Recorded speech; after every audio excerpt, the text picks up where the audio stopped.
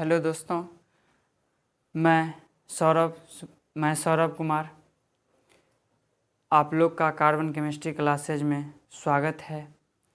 यदि आप लोगों ने मेरे कार्बन केमिस्ट्री क्लास चैनल को सब्सक्राइब नहीं किया है तो जल्द सब्सक्राइब करें, क्योंकि मैं आपको पढ़ा रहा हूँ क्लास 12th के फिज़िकल केमिस्ट्री।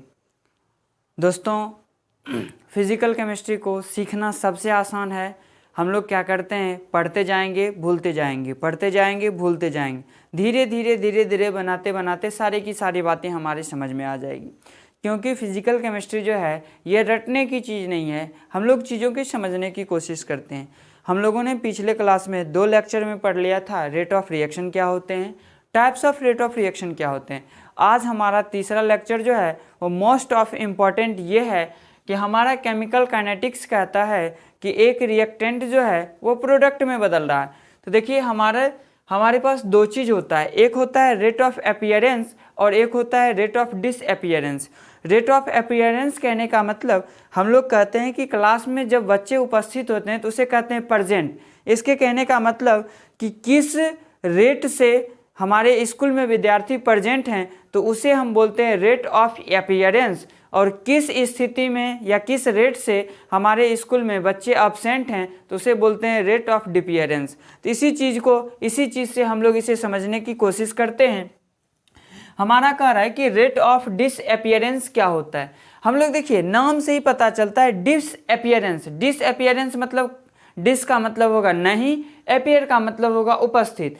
तो जिस केमिकल रिएक्शन में यदि उपस्थित नहीं होगा और जिस रेट से उपस्थित नहीं होगा उसी रेट को क्या बोला जाएगा, रेट ऑफ डिसअपीयरेंस। तो कुछ चीज़ें लिखा हुआ है, हम लोग इसे पढ़ लेते हैं। कह रहा है कि यह जनरली सामान्यतः रिएक्टेंट के लिए उपयोग होता है। यहाँ से हम लोगों ने क्या सीखा कि यदि हमें कह रहा है कि रेट ऑफ डिसअपीयरेंस तो यह हमेशा किसके लिए उपयोग होगा, रिएक्टेंट के लिए। कह रहा है कि एक रिएक्शन में रिएक्टेंट जिस रेट से निकल रहा है उसे बोलते हैं रेट ऑफ डिसअपीयरेंस। हमने बताया कि केमिकल काइनेटिक्स में 2 चीज़ होता है, एक का नाम होता है रिएक्टेंट और दूसरा का नाम होता है प्रोडक्ट। हमने क्या सीखा कि जिस रेट से इस रिएक्शन से रिएक्टेंट निकल रहा है तो इसी चीज़ को रेट ऑफ डिसअपीयरेंस कहते हैं। जिस रेट से प्रोडक्ट वहाँ पहुँच रहा होगा तो उसी चीज़ को हम लोग रेट ऑफ अपीयरेंस कहते हैं। हम लोग रेट ऑफ अपीयरेंस को आगे देखेंगे। हमारा यहाँ पे जो टॉपिक डिस्कस करना है वह है रेट ऑफ डिसअपीयरेंस। हमने यहाँ तक की बात को सीखा कि एक रिएक्शन में रिएक्टेंट जिस रेट से निकल रहा होता है उसे बोलते हैं रेट ऑफ डिसअपीयरेंस।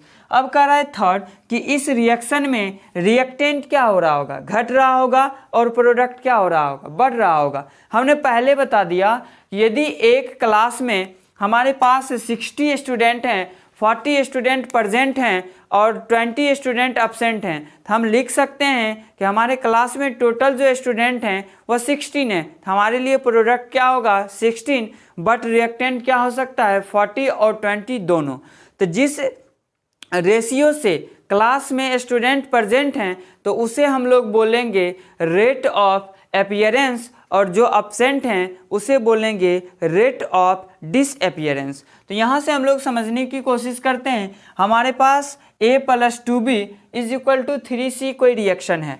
क्या है, a + 2b = 3c कोई रिएक्शन है, और कह रहा है कि इस स्थिति में rate of disappearance of a निकालना है।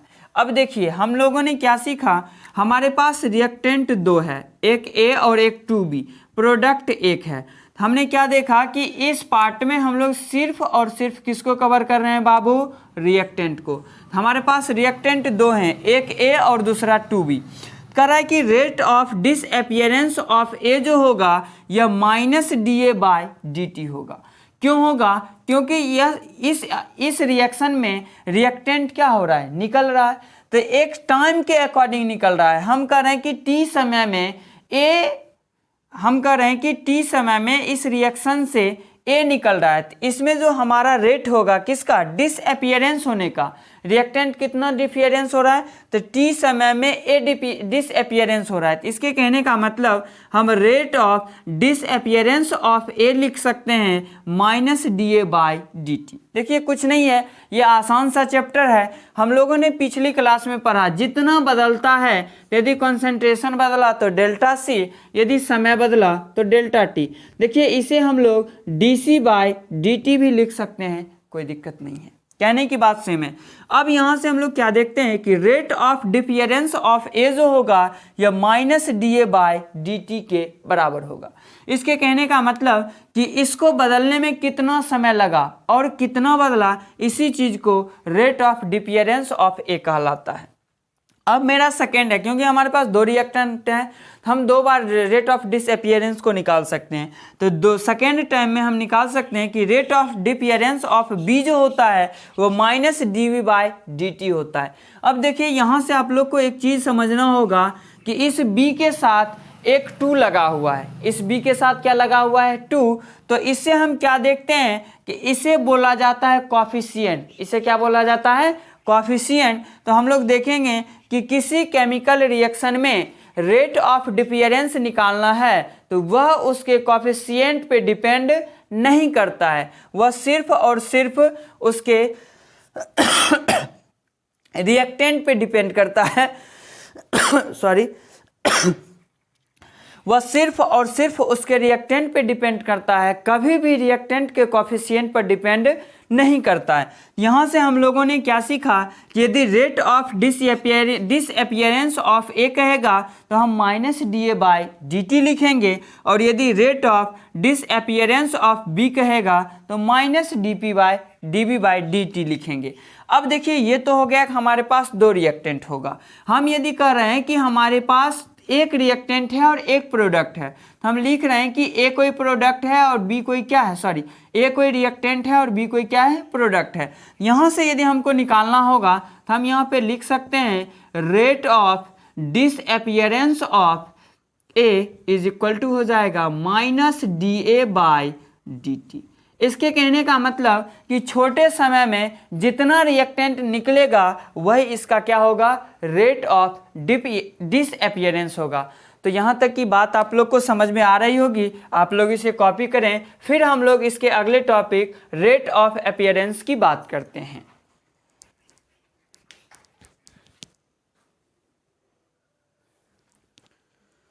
हाँ भाई, तो चलो हम लोग देखते हैं कि इससे पहले हमने देख लिया कि रेट ऑफ डिसअपियरेंस क्या होता है।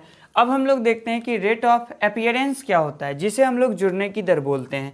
तो इसका कुछ बेसिक टूल्स है, बेसिक कुछ रूल्स है, उसको हम लोग पढ़ लेते हैं। कह रहा है कि यह जनरली सामान्यतः प्रोडक्ट के लिए उपयोग होता है।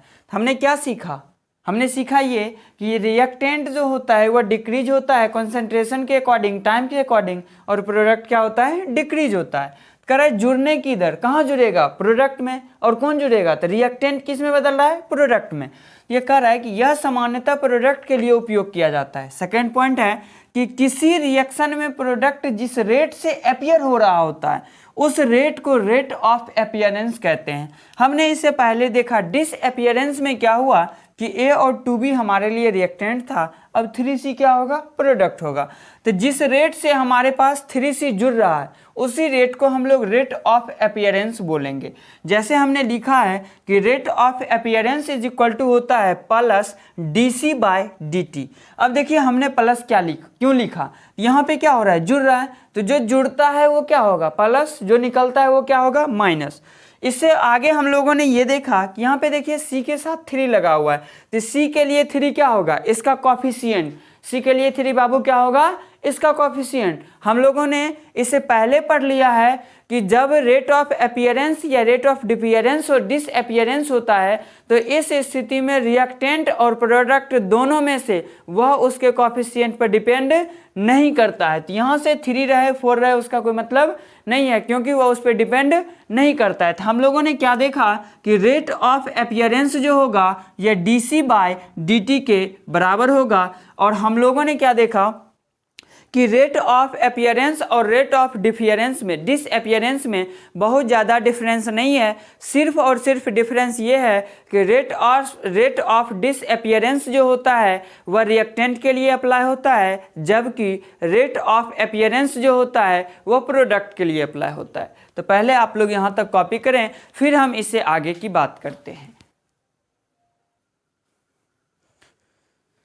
चलिए, हम लोगों ने क्या देखा कि रेट ऑफ डिसअपीयरेंस और रेट ऑफ अपीयरेंस को देखने के बाद इस लेक्चर का एक और मोस्ट इम्पॉर्टेंट टॉपिक है जो कवर करता है कि हमने जो भी रेट ऑफ डिसअपीयरेंस या रेट ऑफ अपीयरेंस में देखा उसका एप्लीकेशन है।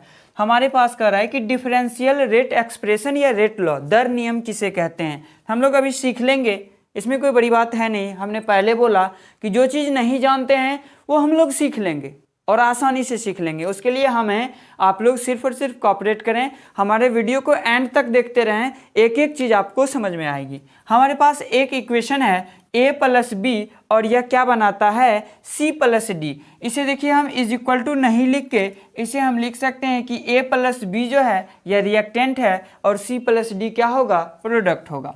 हम लोग ध्यान से देखेंगे कि इसे बोलते हैं रिएक्टेंट। इसे क्या बोलते हैं बाबू, रिएक्टेंट, और इसे क्या बोलते हैं, प्रोडक्ट। एक चीज़ और हमने देखा कि हमारा रेट ऑफ रिएक्शन, यह हमारे पास कोई केमिकल रिएक्शन हो रहा होगा तो हम लिखते हैं इसका कि रेट ऑफ रिएक्शन। क्या लिखेंगे, रेट ऑफ रिएक्शन। तो बाबू हम लोगों ने क्या सीखा कि हम लोगों ने अभी अपीयरेंस और डिसअपीयरेंस में ये सीखा कि डिसअपीयरेंस जो होता है वह रिएक्टेंट के लिए होता है और अपीयरेंस जो होता है वो प्रोडक्ट के लिए होता है। हम लोग उसी चीज़ का अप्लाई करते हैं। यहाँ पे देखिए हमारे पास A और B क्या है, रिएक्टेंट है, तो इसका रेट ऑफ रिएक्शन जो होगा यह हो जाएगा माइनस dA/dt। बोलिए यहाँ तक की बात समझ में आ रही है। यह किसके बराबर होगा बाबू, माइनस dB/dt के। अब देखिए हमारा थर्ड जो है, अब यह प्रोडक्ट आ जाता है। हम लोग क्या देखें कि प्रोडक्ट जो होता है वह अपीयरेंस होता है। अपीयरेंस में क्या हो जाएगा, प्लस dC/dt और यह इक्वल होगा प्लस dD/dt। देखिए यहाँ पे हमने कैपिटल लिख दिया, यहाँ पे हम इसको स्मॉल लिख दिया, इसे हम कैपिटल कर लेते हैं। तो यहाँ से हम लोगों ने क्या सीखा कि रेट ऑफ रिएक्शन जो होता है यह minus dA/dt minus dB/dt plus dC/dt और प्लस dD/dt होता है। हम लोगों ने इसे पहले देखा कि हमारा जो रिएक्टेंट होता है यह रेट ऑफ डिसअपीयरेंस होता है और प्रोडक्ट जो होता है वह रेट ऑफ अपीयरेंस होता है। हमारा रेट ऑफ रिएक्शन क्या होता है, माइनस dA/dt और यह बराबर होगा माइनस dB/dt और यह बराबर होगा प्लस dC/dt और यह बराबर होगा प्लस dD/dt। तो हम लिख सकते हैं, क्या लिख सकते हैं कि इस प्रकार सिर्फ और सिर्फ किसी केमिकल रिएक्शन में एक ही रेट ऑफ रिएक्शन हो सकती है, रेट ऑफ रिएक्शन हो सकती है। देखिए ऐसा हमने इसलिए लिखा, कुछ अलग हमने नहीं लिखा। हमारे पास जो भी डेरिवेशन आया, जो भी हमने इसको डिराइव किया, उसी के अकॉर्डिंग हमने भाषा को लिखा। करें कि रेट ऑफ रिएक्शन जो होगा वह रिएक्टेंट में क्या होता है, डिसअपीयरेंस, उसे हम लिख सकते हैं minus dA/dt minus dB/dt plus dC/dt plus dD/dt।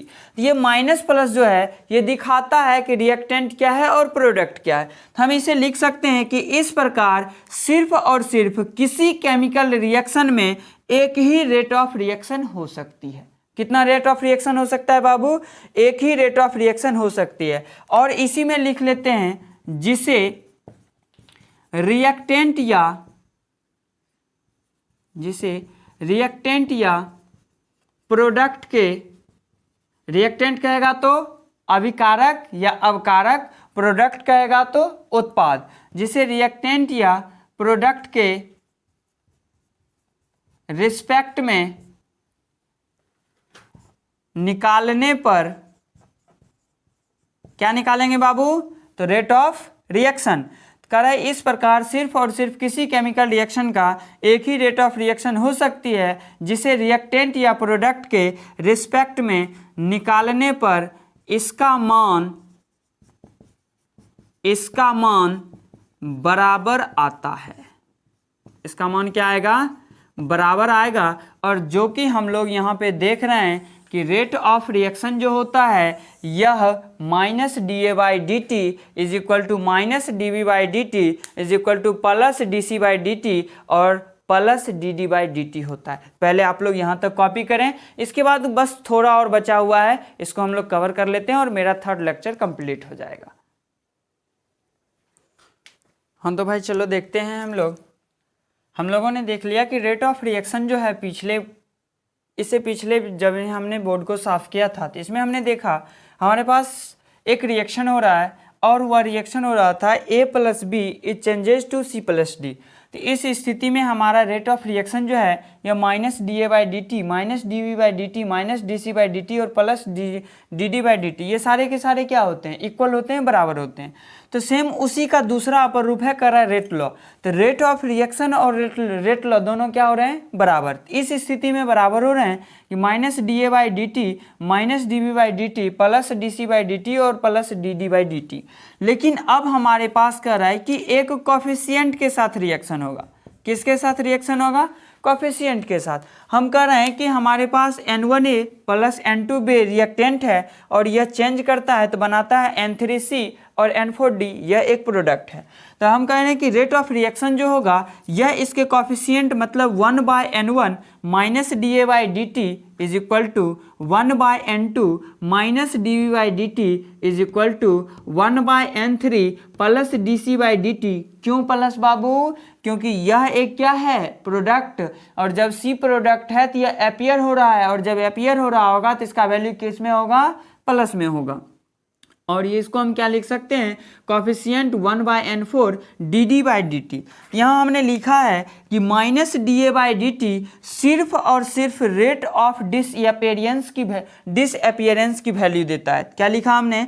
कि minus D A by D T क्या होगा? कि सिर्फ और सिर्फ रेट ऑफ क्या देगा? डिसअपियरेंस की वैल्यू। जबकि 1/N1 into minus D A by D T जो है वह रेट ऑफ रिएक्शन की वैल्यू देता है। अब यहाँ से हम लोग को एक रिलेशन पढ़ना है कि यदि हमारे पास कोफिशिएंट का रिएक्शन होगा, कोफिशिएंट कहने का मतलब कि N1A plus N2B it changes to N3C plus N4D है, तो इसका रेट ऑफ रिएक्शन क्या होगा? तो हम लोग इसे पढ़ते हैं अच्छे से। तो देखिए हमारे पास रेट ऑफ रिएक्शन जो है, ध्यान से देखिएगा कि minus D A by D T को हम देखिए रेट ऑफ ए लिख सकते हैं, minus D we by D T को रेट ऑफ बी लिख सकते हैं, D C by D T को क्या लिख सकते हैं? रेट ऑफ सी, और D D by D T को रेट ऑफ डी लिख सकते हैं। इससे हमने क्या सीखा कि अब हमारा रेट ऑफ रिएक्शन जो होगा, क्या होगा बाबू?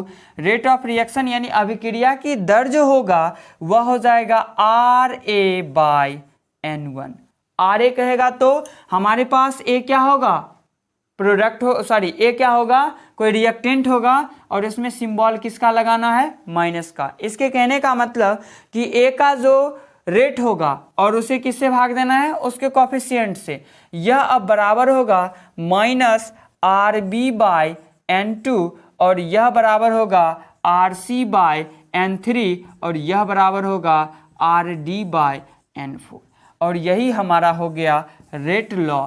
और यहाँ से हम लोग क्या करेंगे? यदि हमारे पास कोई कोफिशिएंट का रिएक्शन है तो उसे भी हम कैलकुलेट कर सकते हैं किसके थ्रू? रेट ऑफ रिएक्शन के थ्रू। इसके कहने का मतलब मेरा हुआ कि जब हमारे पास एक रिएक्टेंट का जो रेट होगा वह उसके कोफिशिएंट से जब डिवाइड करते हैं तो वह सारे के सारे अपने में क्या होते हैं? इक्वल। तो यहाँ से हमारे पास रेट ऑफ रिएक्शन हमारे पास आ गया minus R A by N1 is equal to minus R B by N2 minus R3 by N3 और सॉरी ये हो जाएगा प्लस R3 बाई N3 और ये हो जाएगा RD बाई N4। तो इस प्रकार से आज की लेक्चर हम लोग यहीं तक समाप्त करते हैं। हमने देखा कि हमने बेसिकली अब इस चैप्टर में केमिकल काइनेटिक्स में कुछ बेसिक पार्ट्स जो है वो हम लोगों ने क्लियर कर लिया है। अब सिर्फ और सिर्फ हमारे पास प्रेशर बचा हुआ है। हम लोग प्रेशर का जो लेक्चर है ये हम लोग नेक्स्ट लेक्चर में हम लोग पढ़ाई करेंगे। तब तक के लिए धन्यवाद। Take care and till there